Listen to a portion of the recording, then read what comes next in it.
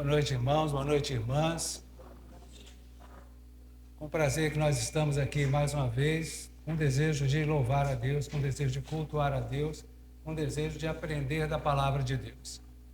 Nós já ficamos em pé vários minutos, né? Nós vamos agora mesmo, assentados, abrir nossas Bíblias no livro de Isaías, e nós vamos ler a partir do verso 2 até o verso de número 9. Isaías capítulo 1,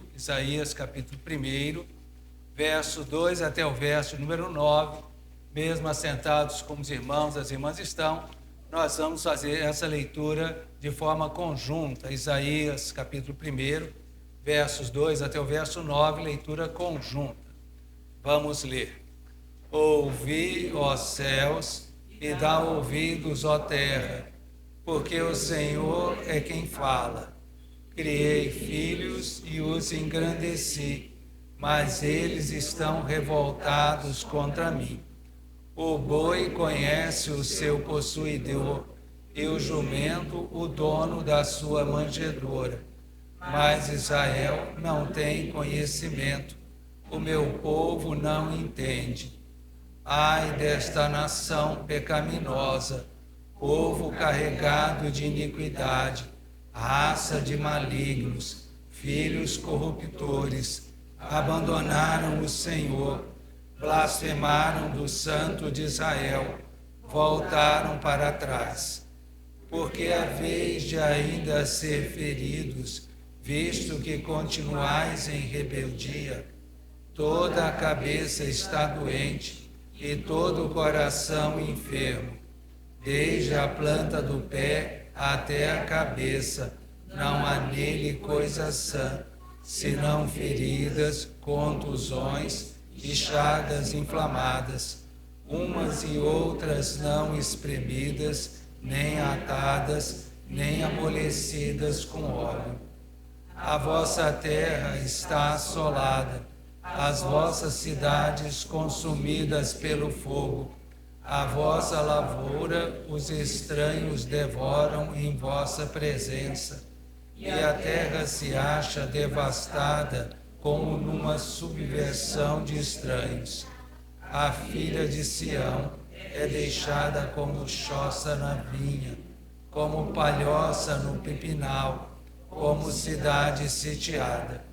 Se o Senhor dos Exércitos não nos tivesse deixado alguns sobreviventes, já nos teríamos tornado como Sodoma e semelhantes a Gomorra. Vamos fazer mais uma oração. Vamos orar. Obrigado, Pai, nós te agradecemos pelo privilégio que é estar na tua presença. Nós rogamos, Pai, que teu Espírito Santo, que conhece a cada um de nós, faça com que as nossas mentes, os nossos corações estejam voltados para o teu trono e que, Senhor Deus, nós sejamos como terra fértil e a semente da tua palavra possa frutificar para a tua glória. Abençoa cada um de nós, faz, um Deus, com que o Espírito fale aos nossos corações conforme a nossa necessidade. Nós pedimos isso e agradecemos no nome de Jesus. Amém.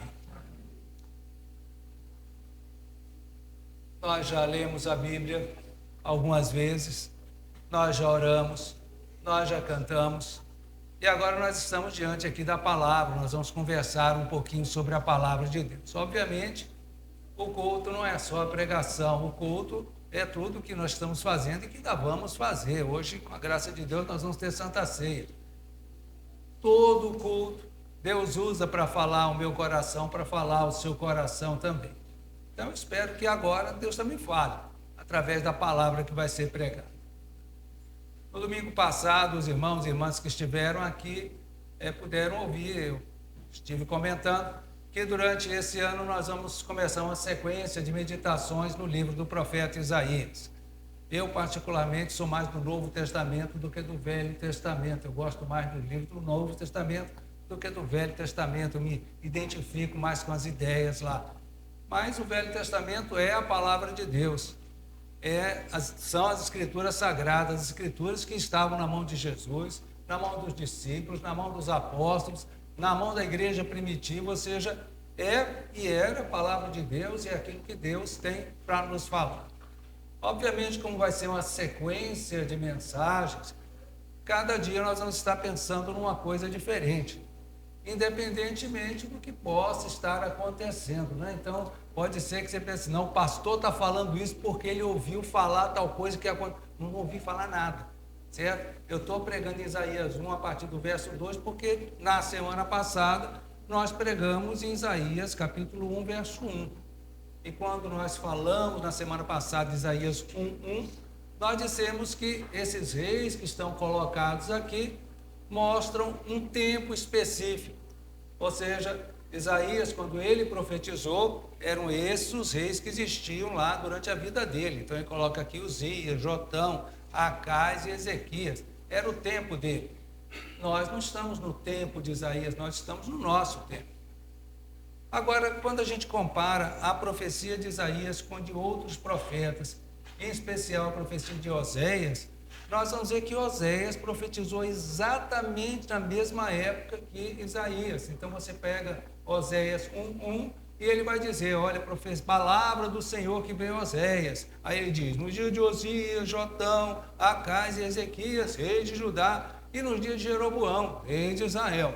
Ou seja, Oséias diz que ele viveu na mesma época, no mesmo tempo de Isaías, só que ele viveu em outro lugar, ele viveu em Israel.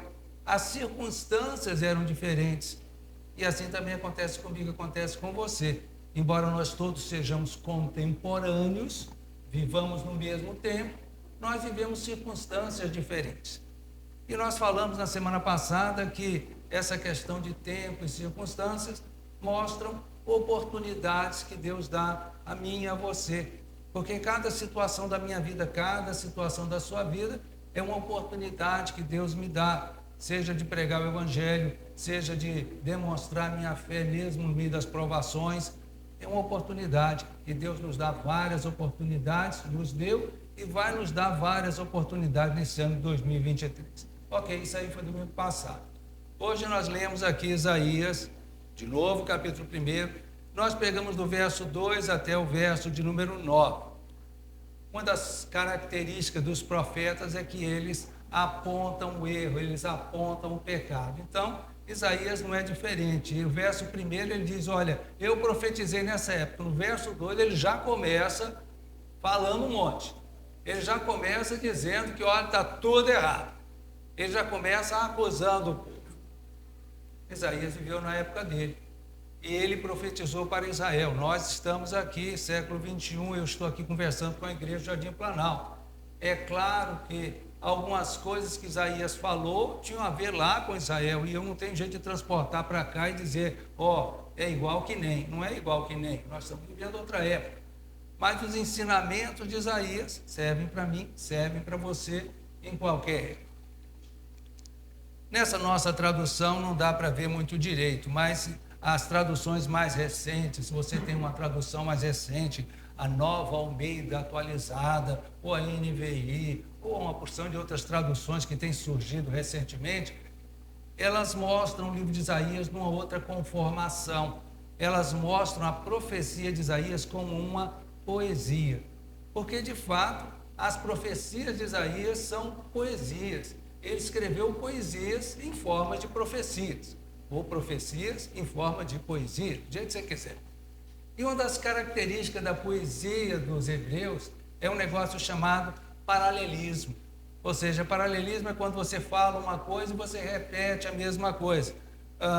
Por exemplo, olha lá o verso de número 8. A filha de Sião é deixada como choça na vinha. Essa é uma ideia. Aí ele continua, como palhoça no pipinal, outra ideia, como a cidade sitiada. Olha, uma choça na vinha era uma barraquinha que o povo fazia e que aquela coisinha ia ficar abandonada depois que terminasse a colheita. A mesma coisa acontecia com a palhoça no pipinal. Era só um abrigozinho para o povo se ficar assim, se era na hora do almoço, não pegar o sol. E uma cidade sitiada, uma cidade isolada. Então, quer dizer, Isaías fala a mesma coisa e repete a mesma coisa várias vezes. É o jeito da poesia dos hebreus, da poesia hebraica, a poesia que a gente encontra nos Salmos, a poesia que a gente encontra em Jó e a poesia que a gente encontra aqui em Isaías. Muito bem. Então, esse negócio desse paralelismo, da poesia de Isaías, nós vamos encontrar aqui nesse capítulo 1, no capítulo 2, no capítulo 3. Então, isso é só para a gente lembrar e falar e entender um pouquinho mais por que Isaías fala do jeito que ele fala. E aí a gente pega o texto que nós lemos hoje, Isaías capítulo 1, a partir do verso 2 até o verso de número 9. Muita coisa eu tenho certeza que chamou a sua atenção quando nós líamos esse texto. Mas eu gostaria que você verificasse uma coisa em particular. Se você notar aí no verso de número 2, está escrito assim: ouvi, ó céus, e dá ouvidos, ó terra, porque o Senhor é quem fala. Se você prestar atenção nessa palavra Senhor, na sua Bíblia, se você tem a mesma tradução que eu tenho, você vai ver que toda ela está escrita em letras maiúsculas. Embora o S seja um pouquinho maior, mas todas as letras são maiúsculas. Esse é um jeito que a Sociedade Bíblica do Brasil usou para mostrar que aqui, nesse texto, nesse local aqui, está a palavra Yahvé, ou Jeová, ou Jeová, ou Javé, o nome que você queira falar, tá? Os hebreus não sabem como pronunciar isso, ninguém sabe como pronuncia, porque os judeus, a partir de uma determinada época, acharam que esse nome era sagrado demais, e como os 10 mandamentos diziam, não tomarás o nome do Senhor teu Deus em vão, eles ficaram com tanto medo de tomar o nome de Deus em vão, que eles pararam de falar. Então, quando chegava aqui nessa palavra aqui, eles diziam Adonai. Adonai é Senhor também, mas não é Yahvé. Então, não se sabe como pronuncia. Eu vou falar Yahvé, tá bom? Se você gostar mais de Javé, tudo bem. Se você gostar de Jeová, tudo bem. Se você gostar de Jeová, está até mais bonitinho, tudo bem. Não vou preocupar com isso não vamos brigar por causa dessa questão. Mas eu quero chamar a atenção que essa palavra aqui, Yahvé, ela acontece no verso 2. E se você olhar no meio do verso 4, ela acontece de novo. Tá? Diz lá no meio do verso 4, abandonaram o Senhor. E ela acontece de novo lá no verso 9. Se o Senhor dos exércitos não tivesse deixado alguns sobreviventes, etc, etc. Então, essa palavra acontece 3 vezes nesse texto que nós lemos aqui. E eu queria pegar cada um desses trechos onde aparece a palavra Yahvé, para a gente conversar sobre cada uma dessas ideias. Então, há um bloco aqui, os versos 2 e 3 fazem um bloco onde aparece a palavra Yahvé pela primeira vez. Está escrito aqui, ouvi, ó céus, e dá ouvidos, ó terra, porque o Senhor é quem fala. Por que Isaías coloca essa expressão, ouvi, ó céus, dá ouvidos, ó terra? Para entender isso aí, nós vamos ter que ir lá no livro de Deuteronômio. Caminha comigo, vamos lá para Deuteronômio. Não perde Isaías não, por favor. Certo? Não fecha a Bíblia não. Deuteronômio capítulo 30, quase no finalzinho de Deuteronômio. Deuteronômio capítulo 30. Deuteronômio capítulo 30, o verso de número 19. Deuteronômio 30, verso de número 19. Vamos ler todos juntos Deuteronômio 30, 19. Os céus e a terra tomo hoje por testemunhas contra ti, que te propus a vida e a morte, a bênção e a maldição. Escolhe, pois, a vida, para que vivas tu e a tua descendência. Notaram que aí nesse livro de Deuteronômio, Moisés já diz que Deus está chamando 2 testemunhas. Quais são elas? Os céus e a terra. Por isso que Isaías começa aqui esse capítulo 1, verso 2, dizendo, ouvi, ó céus e ó terra. É como se Deus estivesse dizendo, eu estou chamando minhas testemunhas, porque eu fiz uma aliança com vocês há muito tempo atrás, e os céus e a terra foram testemunhas. Agora eu estou querendo chamar as testemunhas, porque alguma coisa está errada. Eu quero chamar as minhas testemunhas. Volta lá para Isaías. Isaías capítulo 1, verso 2. Ouvi, ó céus, e dá ouvidos, ó terra, porque o Senhor é quem fala. Olha só que gravidade nisso daqui que Isaías está colocando. Essa é uma das características da Bíblia do Velho Testamento, em particular. essa ideia, essa convicção de que não é a pessoa que está falando. Sabe quem está falando? É Deus. Não é Isaías. Nós estamos falando aqui, Isaías, mas Isaías não diz, olha, eu estou falando. Isaías não diz isso. Isaías diz, quem está falando é Deus. Isso aqui é a palavra de Deus. Você tem que levar a sério, porque quem está falando isso aqui é Deus. O Senhor é quem fala. Não é Isaías que fala, é o Senhor é quem fala. E aí, Deus dá o recado dele. Qual o recado dele? Criei filhos e os engrandeci, mas eles estão revoltados contra mim. Então, Deus tem uma grande acusação, não é Isaías que está acusando, quem está acusando é Deus. Deus está dizendo que, embora ele tenha abençoado o povo dele não estava retribuindo essa bênção no sentido de reconhecer algumas coisas. Que coisas? Está no verso 3. Diz assim: o boi conhece o seu possuidor e o jumento o dono da sua manjedoura, mas Israel não tem conhecimento, o meu povo não entende. Deus aqui nesse verso 3 de Isaías está comparando o povo dele com dois animais irracionais, né? Ele está dizendo, olha, o boi conhece quem é o possuidor dele, quem é o dono dele, quem é que manda nele, quem é que diz para ele onde ele deve ir. O jumento também sabe onde é que fica o lugar que ele vai comer. Na hora dele que sente fome, ele sabe direitinho o lugar onde ele vai comer. Olha, eu sei que na sua casa, no seu apartamento, sei lá, você não tem um boi nem um jumento, mas às vezes você tem um cachorro, às vezes você tem um gato, não sei. Cada um tem um animal de estimação que gosta, né? Tem gente que tem cobra de estimação, outro tem jacaré, eu espero que não, mas tudo bem. Gato e cachorro é mais dentro de casa.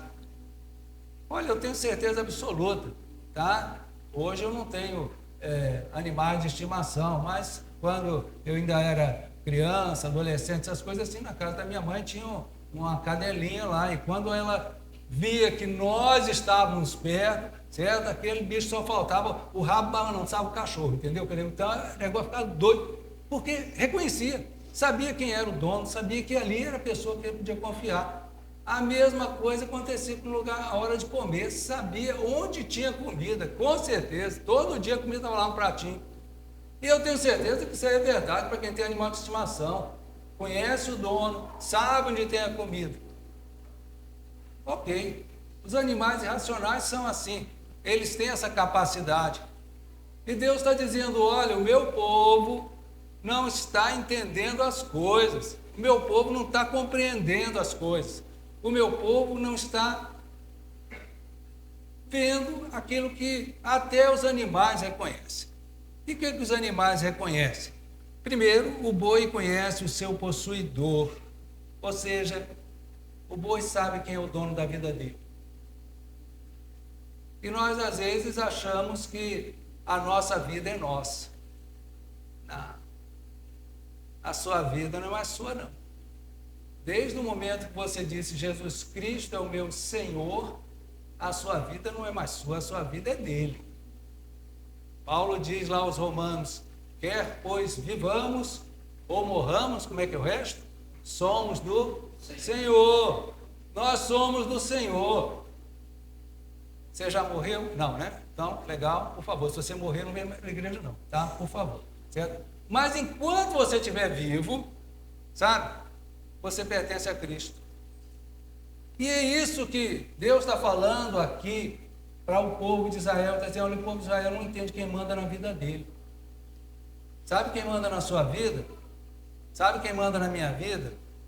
É Deus. Deus manda na nossa vida e nós precisamos entender isso.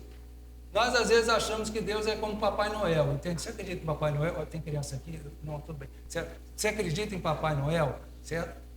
O povo acha às vezes que Deus é aquele que vai ouvir os nossos pedidos e atender e fazer aquilo que a gente quer na hora que a gente quer. Não, Nanina, não. Não é assim. Eu e você somos servos. Eu e você pertencemos a Cristo. Eu e você temos um dono. Esse dono é Deus, esse dono é Cristo. Jesus, lá em Lucas capítulo 6, verso 46, diz assim, por que me chamais Senhor, Senhor, e não fazeis o que vos mando? Ou seja, se nós chamamos Jesus de Senhor, nós temos que fazer o que Ele manda. O povo de Israel tinha que fazer aquilo que Deus mandava. E eu e você também. O boi conhece o possuidor. O boi é um animal irracional. Eu e você, que somos pessoas inteligentes, pessoas que usam a cabeça para pensar, devemos lembrar disso. Deus é o nosso dono. Deus é o nosso possuidor. Nós estamos aqui para fazer a vontade de Deus e não o contrário.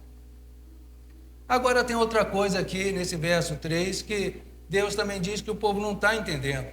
Ele diz que o boi conhece o seu possuidor e o jumento o dono da sua manjedoura. Eu sei que manjedoura a gente lembra do lugar onde Jesus foi colocado. Maravilha, mas manjedoura não é berço não, tá? Manjedoura é o local que só colocava comida. Então, o jumento sabia quem é que dava o alimento para ele. E eu e você, será que nós entendemos que as coisas que nós temos foi Deus que nos concedeu? Porque nós às vezes achamos, por algum motivo, sei lá, que se nós temos qualquer coisa diferente, não, eu consegui tal coisa, eu fiz tal negócio, Não, reconheça que tudo vem de Deus. Isso é uma das coisas lindas na oração de Davi, lá em 1 Crônicas, capítulo 29, finalzinho lá de Crônicas, ele diz assim: tudo vem de ti, e da tua mão tu damos. Ou seja, Senhor, eu sei que tudo que eu tenho te pertence, eu estou só devolvendo. Eu estou só devolvendo, porque quem me deu foi o Senhor. O Senhor que me deu capacidade para trabalhar, o Senhor que me deu um emprego, o Senhor que me deu um trabalho, o Senhor que me deu chance de ter as coisas. Então eu estou só devolvendo. Essa ideia. Nós às vezes achamos que nós é que somos os donos, nós é que fizemos, nós é que conseguimos. Quando a gente faz assim, gente, nós estamos agindo como o povo de Israel. De um lado, não reconhecendo o senhorio de Cristo, de outro lado, não agradecendo a Deus e reconhecendo que tudo que nós temos vem dele. Aí vem o verso número 4. No verso 4 nós encontramos mais uma vez a palavra Yahvé, a palavra Senhor. A partir do verso 4 até o verso 8 nós temos aqui mais um bloco de informações. E esse bloco de informações, ele traz alguns detalhes daquilo que Deus falou exatamente anteriormente nos versos 2 e 3. Eu queria que nós relêssemos todos juntos o verso de número 4. Vamos reler Isaías 1, verso 4, vamos reler. Ai desta nação pecaminosa, povo carregado de iniquidade, raça de malignos, filhos corruptores, abandonaram o Senhor, blasfemaram do Santo de Israel, voltaram para trás. Muito bem. Esse verso 4 segue aquela mesma ideia do paralelismo, né? A ideia da poesia, nação pecaminosa, povo carregado de iniquidade, raça de malignos, filhos corruptores. E depois fala sobre aqueles pecados que Deus está acusando o povo de Israel. Diz aí, abandonaram o Senhor, blasfemaram do Santo de Israel, voltaram para trás. Ou seja, Deus havia feito uma aliança com o povo de Israel. E Deus estava firme naquela aliança, tanto é que ele começou lá no verso 2, chamando as testemunhas dele para aquela aliança. Assim, olha, eu fiz uma aliança com vocês, eu estou chamando minhas testemunhas e eu estou acusando vocês. E a minha acusação de vocês é a seguinte: vocês abandonaram o Senhor, vocês blasfemaram contra o Senhor, vocês voltaram para trás, vocês apostataram, esse seria o nome, né? Certo? Vocês desistiram de seguir o caminho certo. De novo eu vou dizer aquilo que eu disse agora há pouco, um pouquinho antes, né? Eu disse que há coisas que são específicas para o povo de Israel, há coisas que servem para nós. Nós não estamos no povo de Israel, nós não estamos vivendo aqueles dias de Isaías.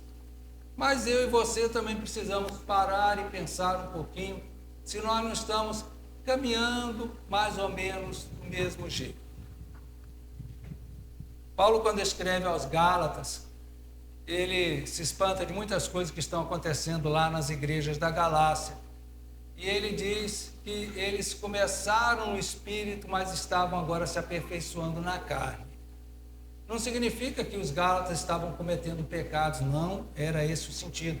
Mas significa sim que eles estavam confiando nos seus próprios esforços, confiando em que eles iam conseguir fazer, etc, etc. A mesma coisa acontece aqui com o povo de Israel. A história de Israel tem uma porção de altos e baixos, mas muitas vezes na história de Israel eles quiseram fazer alianças com outros povos. E muitas dessas alianças foram condenadas por Deus, Deus dizendo, não façam aliança. Mas eles faziam, sabe por quê? Porque eles pensavam assim, não, aquele povo ali é forte, aquele povo ali vai me ajudar, aquele povo ali tem um exército poderoso, eles vão me ajudar. E Deus está dizendo, olha, cada vez que vocês fazem isso, vocês me abandonam. Vocês estão indo para o caminho errado, vocês estão voltando atrás. E eu e você precisamos parar e pensar um pouquinho se nós não estamos fazendo a mesma coisa. Se nós não estamos confiando na nossa própria capacidade. Eu não sei quando eu aprendi a dirigir, tá? Deve estar escrito lá na minha carteira de motorista qual foi a primeira carteira de motorista que eu tirei, tá? Mas eu garanto para vocês que faz mais de 10 anos que eu dirijo. Talvez mais de 20. Talvez mais de 30, talvez mais de 40. Eu não sei quando é que foi lançado o Fusca 71. Eu não lembro. Certo? Então, faz algum tempo que eu tirei a carteira de motorista, mas faz algum tempo. Mas ainda sei pisar naquela coisa, para frente, para trás, para o meio, certo? É legal aquele negócio. Ok. Quando eu vou dirigir, gente, eu faço oração de dirigir. Tá? Eu peço assim, Senhor, tem misericórdia, certo? Me dá prudência, porque eu me conheço, eu sei que sou o cara assim que olha assim aquele carro passando e diz, não, dá para ultrapassar. Não, dá sim, sou eu. Dá prudência, me dá destreza, que é você saber dirigir, evitar um acidente rapidamente, e me dá a tua proteção, Senhor. Me dá a tua proteção, porque sem a tua proteção eu não vou para lugar nenhum. Eu não sei dirigir? Não, eu sei dirigir. Mais ou menos, mas eu sei dirigir. A questão é, eu não quero confiar em mim. Eu quero confiar em Deus. Eu e você precisamos sempre lembrar disso. Apesar de você saber o que você sabe fazer, seja o que for que você faz, não confie em você, confie em Deus. Coloque seu conhecimento, a sua sabedoria, a sua esperteza, seja no que for, nas mãos de Deus. Faça as coisas direitinho. Eu tenho certeza que o povo de Israel teve várias situações diferentes e essa situação aqui que Isaías está apontando é uma situação bem específica.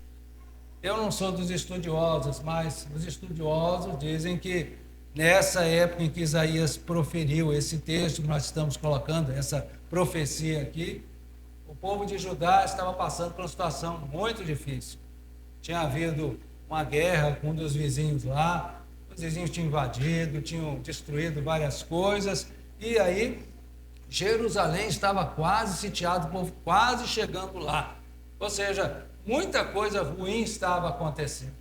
Tanto é que se você reparar aqui no versos 5 e 6, Deus fala que eles estavam com problemas sérios de saúde. O verso 6 diz assim, desde a planta do pé até a cabeça não há nele coisa sã. O que é que sobrou? Nada, certo? Você está doente de cabo a rabo, da cabeça até os pés está tudo doente. Se você olhar mais na frente aqui, lá no verso 7 diz, a vossa terra está assolada, as vossas cidades consumidas pelo fogo, e a vossa lavoura, os estranhos devoram em vossa presença. Deixa o resto para depois. Então, isso tudo aqui, Deus está dizendo, olha, essas coisas estão acontecendo com vocês. Estão acontecendo por quê? Porque vocês me abandonaram.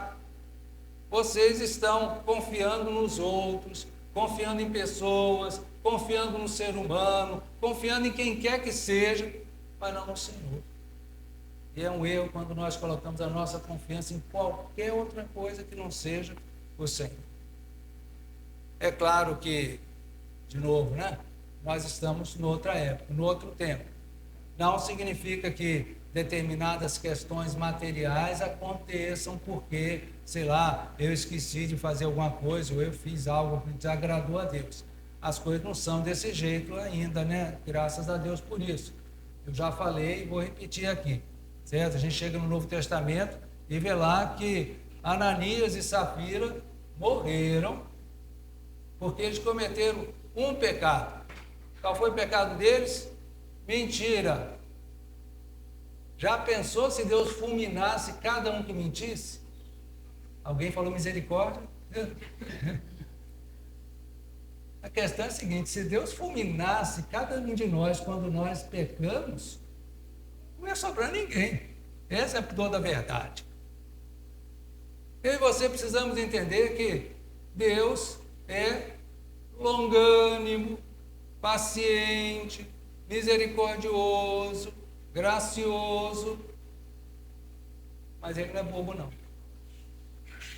Ele sabe quem sou eu, Ele sabe quem é você, Ele sabe no meu coração, se no seu coração você está confiando em Deus ou em você. Tem um dos reis de Israel, e agora eu não vou falar o nome dele nem sobre tortura, porque eu não lembro qual era, que diz a Bíblia assim, que ele morreu porque confiou nos médicos e não no Senhor. Olha, eu acho que você deve ir no médico que você está doente, ok? Está doente, vai no médico, o médico mandou você tomar um comprimidinho, toma um comprimidinho, tudo direitinho que o médico mandou. Mas confia em Deus. Não confia no médico, não, confia em Deus. Em primeiro lugar, pede para que Deus abençoe o medicamento para que faça bem para a sua vida. Peça para que Deus dê sabedoria para o médico, certo? Você já foi 2, 3 vezes no pronto-socorro com o mesmo problema? Eu já fui. 2, 3 vezes. Fui uma vez, foi no dia seguinte, no outro dia também. Cada dia era uma pessoa diferente, certo? Muito prazer, o que o senhor tem? Eu falava a mesma coisa, certo? De manhã eu acordo, de noite eu durmo, falava aquela coisa que a gente fala para o médico, né? Então eu falava que o negócio lá, ele dizia assim, espera tantinho, o senhor toma esse negócio aqui, 3 dias o senhor tá bom. Pá, entregava o negócio. 3 dias, chegava, eu voltava lá e o outro cara, como está o senhor? Prazer, né? O que o senhor tem? Olha, de manhã eu acordo, de noite eu durmo, ele falava aquelas coisas de novo, eu disse assim, já sei. Passava outro remédio. Aí ia para o outro, passa. Gente, ele não se entende. Ele não se entende. Confia no médico, não. Em primeiro lugar, confia em Deus. E confia nos médicos também, assim, primeiro em Deus, depois no médico. Aceita a especialista, aceita o conselho dos especialistas, mas primeiro confia em Deus. O povo de Israel estava pecando nisso. Eles estavam colocando a confiança dele nos homens, a confiança dele nas pessoas, eles estavam colocando a esperança deles na força humana. E olha, sinceramente, toda vez que nós olhamos para os homens e colocamos nossas confianças nos homens, nós vamos ser decepcionados, porque a Bíblia diz, maldito é o homem que confia no homem, faz da carne mortal o seu braço e não confia no Senhor. Vamos confiar, em primeiro lugar, no Senhor.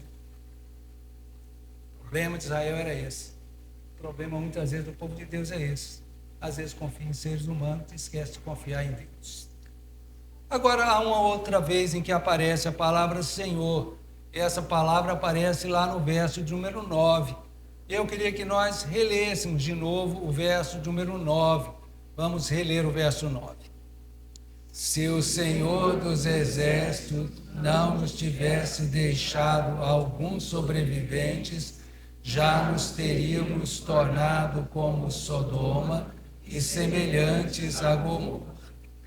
Sodoma e Gomorra a gente já conhece, né? Lá de Gênesis, cidades foram destruídas por causa do seu pecado. Se você não olhar o verso número 10, que nós não lemos hoje, você vai ver aí, acompanha na sua Bíblia, eu vou ler rapidinho. Ouvi a palavra do Senhor, vós, príncipes de Sodoma, prestai ouvidos à lei do nosso Deus, vós, povo de Gomorra. Ou seja, o verso 9 e o verso 10 estão ligadinhos um no outro. A ideia que termina no verso 9 continua no verso 10, mas isso é história para o próximo capítulo. Você vai ter que vir domingo que vem no culto para poder ouvir a história do domingo que vem. Porém, hoje, todavia, contudo, como a gente está no verso 9, nós vamos só dizer o seguinte: Sodoma e Gomorra eram símbolos do pecado. E aquelas cidades foram destruídas por causa do seu pecado. Essa é a ideia que Isaías está querendo colocar. Mas notem que esse verso 9 a ênfase não é em Sodoma e Gomorra. A ênfase é exatamente em outra coisa, que é o comecinho desse verso 9. Se o Senhor dos Exércitos não nos tivesse deixado alguns sobreviventes. O que Isaías está falando aqui? No versos 2 e 3, Deus disse, olha, eu quero chamar a atenção que tem um erro na nossa aliança.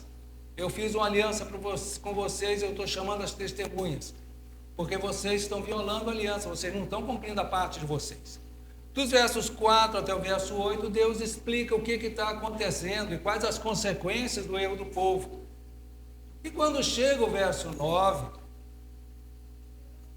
a coisa muda de figura. O que Isaías está dizendo aqui é que, apesar do pecado do povo, Deus ainda estava agindo em favor do povo. Olha aqui, se o Senhor não nos tivesse deixado alguns sobreviventes, quem deixou alguns sobreviventes foi o Senhor. E é isso que eu e você precisamos sempre lembrar. Se você lembra lá da carta de Paulo a Timóteo, segunda carta, Paulo vai dizendo, olha, se nós negarmos a Cristo, Cristo vai nos negar. E vai continuando falando até a última coisa que ele diz assim, se nós formos infiéis, o que é que ele diz? Deus vai ser infiel? Não. Ele diz, ele permanece fiel, porque não pode negar a si mesmo. É isso que Isaías está dizendo aqui. Apesar da infidelidade do povo, Deus permaneceu fiel e Deus permanece fiel à aliança dele. A parte dele pode contar que ele vai cumprir. Nós vamos daqui a pouco participar da ceia. Em algum momento a gente vai falar, está no boletim também, examine-se, pois, o homem a si mesmo, o homem, a mulher, a pessoa, né, o crente, vai participar da ceia, examine-se. Para quê? Para não participar? Não, examinar-se para participar. Tivemos aqui um momento agora há pouco em que nós fomos convidados a confessar os nossos pecados. Por que isso? Porque nós somos pecadores. Mas Deus permanece fiel. Deus permanece fiel. Eu tenho certeza que todos nós conhecemos a história do filho pródigo. O pai nunca deixou de amar aquele filho, tenha certeza. Aquele filho aprontou todas, verdade, está na Bíblia. Mas o pai nunca deixou de amar aquele filho. E quando aquele filho se arrependeu e voltou, o pai recebeu de braços abertos. E com certeza Deus faz isso comigo e com você, ele permanece fiel. Ele continua fiel. Ele levantou os sobreviventes aqui para o povo de Israel. Esses sobreviventes, o povo às vezes chama, né? Os estudiosos chamam de remanescente fiel. Remanescente que Deus mesmo levantou. Não foram as pessoas assim, não, é fulano de tal, um crente firme. Não, Deus é que fez ele ser firme. Deus é que fez a pessoa ficar firme na fé. Deus é que fez isso. E eu creio que de tempos em tempos Deus faz assim uma peneirada no povo dele, né? A gente lembra lá de Gideão, quando Deus levantou Gideão para poder libertar o povo de Israel que estava sendo oprimido. E Gideão juntou um exército grande assim, e Deus chegou para Gideão e disse, olha, tem povo demais, né? Tem alguns aí que eu não quero não, certo? E aí a gente lê lá, né, que tinham 32 mil. E aí Gideão disse, olha, quem tiver com medo de ir para a guerra, pode voltar. Voltaram 22 mil. Certo? Ficou só 10. Aí Deus disse, olha, tem povo demais ainda, vamos lá no ribeiro beber água. E todo mundo foi beber água. E Deus falou para Gideão, olha bem como eles estão bebendo água. E pelo jeito que é dito que cada um bebia água, alguns largavam a arma do lado para poder beber água. Outros ficavam segurando a arma e pegavam a arma. E Deus disse, olha, está vendo aqueles que largaram a arma? Vamos mandar embora. Quanto é que sobrou? Quantas pessoas sobraram? 300. 32.300. Mas era o remanescente. Eram aqueles que Deus podia contar. De vez em quando Deus dá uma peneirada. De vez em quando Deus diz assim, olha, tem gente demais, eu quero quem eu possa contar mesmo. Deus fez isso com um remanescente fiel. Deus mesmo que levantou. Porque Deus continua sendo fiel. ele continua sendo o Senhor. Mesmo Deus Jeová, mesmo Deus Yahvé, lá do Velho Testamento é o nosso Deus. Tanto é que quando Jesus estava discutindo com os judeus, ele usou a expressão eu sou. Antes que Abraão existisse, eu sou. Ou seja, ele usou a mesma expressão para mostrar, olha, eu sou o mesmo Yahvé, lá no Velho Testamento. Eu sou. Mesmo Deus do Velho Testamento é o nosso Deus. No Velho Testamento o povo de Deus era Israel, no Novo Testamento o povo de Deus é a igreja. Nós somos igreja, nós somos povo de Deus. Isaías, quando proferiu esse texto aqui, essa profecia, ele tinha em mente o povo de Israel. Mas nós somos povo de Deus, igreja, povo de Deus. Assim como Deus fez uma aliança com Israel, Deus fez uma aliança comigo e com você. Assim como o povo de Israel precisava reconhecer que Deus era o seu Senhor, que tudo que eles tinham vindo de Deus, também eu preciso reconhecer, você precisa reconhecer. Assim como o povo de Israel se desviou e começou a confiar mais em si mesmo do que em Deus, confiou mais nos homens do que em Deus, às vezes acontece comigo, às vezes acontece com você. E aí nós somos chamados a arrependimento, porque o nosso Deus continua fiel. Nosso Deus não nos abandona. Nosso Deus vai estar ao nosso lado, qualquer que seja a situação. Nosso Deus continua fiel todos os dias, cada dia, até a consumação dos séculos. Que Deus nos abençoe. Amém.